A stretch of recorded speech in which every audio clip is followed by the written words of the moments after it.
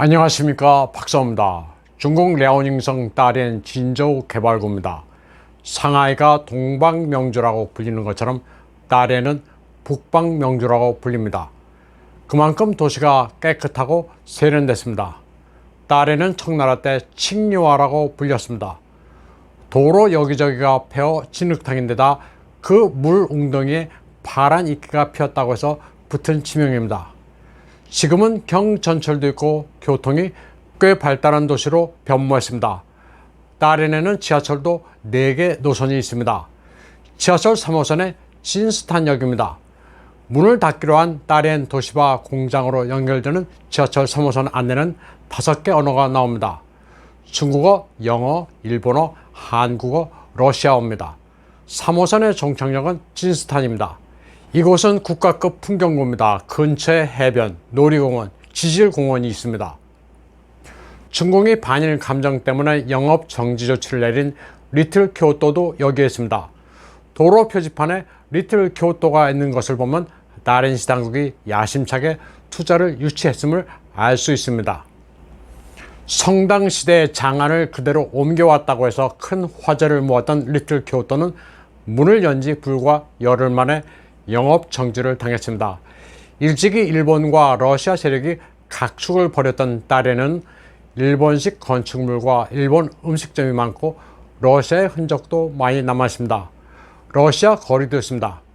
다롄에서는 최근 리틀 쿄토와 함께 신출한 지 30년이 된 도시바 공장도 문을 닫았습니다.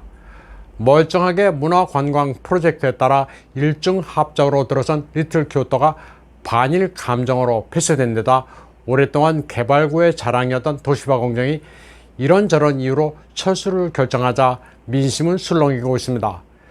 역사를 잊지 말자면서 외국을 배척한 결과는 자기 발등을 찍는 것으로 나타났기 때문입니다. 중국인들은 덩샤오핑이 이룬 업적을 지금 세대의 물거품으로 만들었다면서 안타까워하고 있습니다. 1978년 덩샤오핑은 일본에 건너가 마츠시다 공장을 견학했습니다. 처음 보는 마이크로웨이브에 보리를 구워서 먹어보고는 맛이 좋다고 감탄했습니다.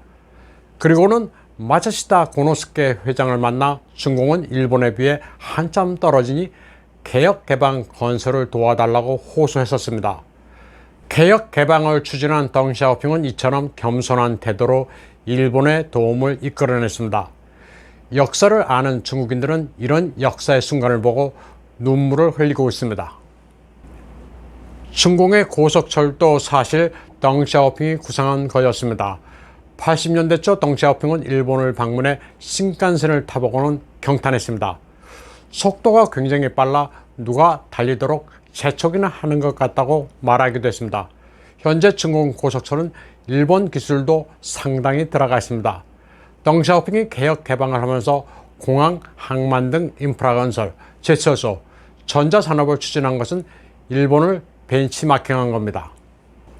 덩샤오핑은 매우 솔직했습니다. 1978년 일본을 방문하면서 중공은 낙후된 상태라고 털어놨습니다. 못생긴 여자가 화장을 한다고 미인이 되는 것은 아니다. 그건 불가능하다는 말도 남겼습니다. 실력차를 인정해야 한다는 명언입니다. 덩샤오핑은 시진핑과 달리 해외 문물을 풍부하게 접한 지도자였습니다.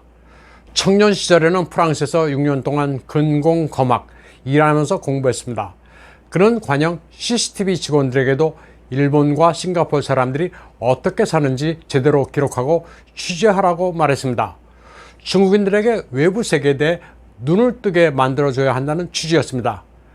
당시 중국 사람들은 막 보급되기 시작한 TV를 통해 일본 가정에는 냉장고가 있다는 사실을 접하게 됐습니다. 중국 사람들이 보유하게 된 첫 번째 TV는 1979년 중공의 합자 형태로 진출한 마츠시다 제품이었습니다.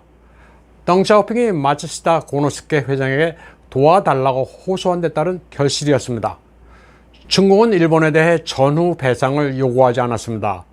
일본은 침략 전쟁을 했다는 미안함이 있어 개혁 개방 이후 중공을 적극 도왔습니다. 중공의 많은 기반시설들 가운데 상당수는 일본이 원조 차원에서 지어준 겁니다. 예를 들어 베이징 국제공항 구청사와 충일 우호병원은 일본의 원조로 들어선 겁니다. 일본은 또 수십 년 동안 ODA, 대외개발 원조 명목으로 많은 자금을 지원했습니다. 일본이 중공에 대한 대외개발 원조 자금을 중단한 것은 아베 신조 정권 말기였습니다. 경제 대국이라고 자처했던 그때까지 중공은 저개발 국가라면서 일본의 돈을 받아왔습니다. 그러면 이번엔 삼성 이야기를 해보겠습니다. 저장성 닝포에서는 삼성중공업의 조선소가 철수 결정을 내리자 난리가 났습니다. 일제 워야판, 밥그릇을 원한 날은 구호를 외치고 있습니다. 9월 10일 웨이보에 오른 영상입니다.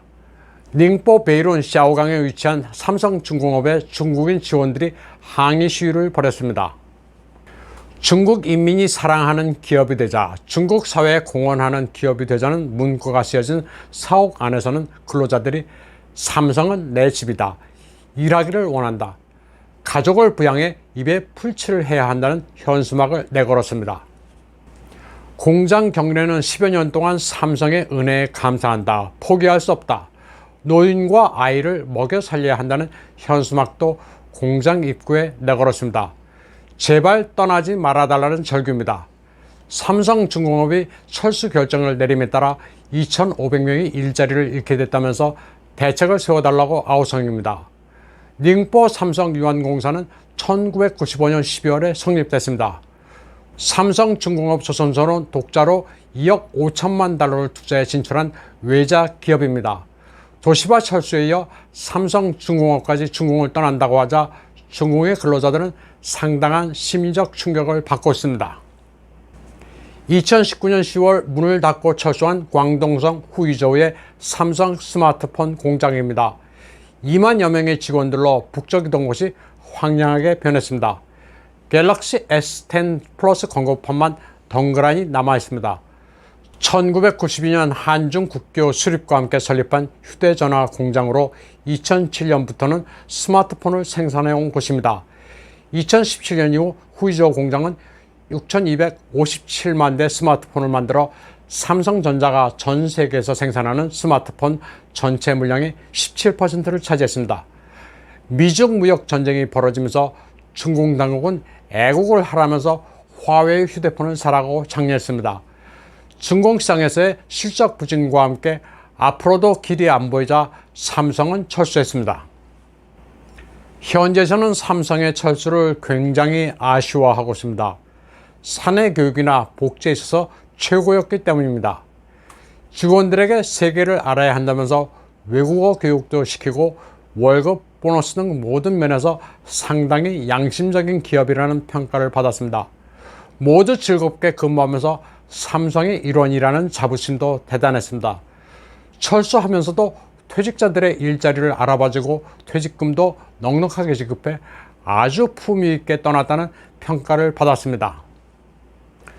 수십 년 동안 삼성 덕분에 먹고 살았던 스마트폰 공장 주변은 이후 몰락했습니다. 사람이 떠나자 상권은 아예 죽었습니다. 수많은 점포들이 문을 닫고 직원들이 살았던 아파트는 텅텅 비었습니다.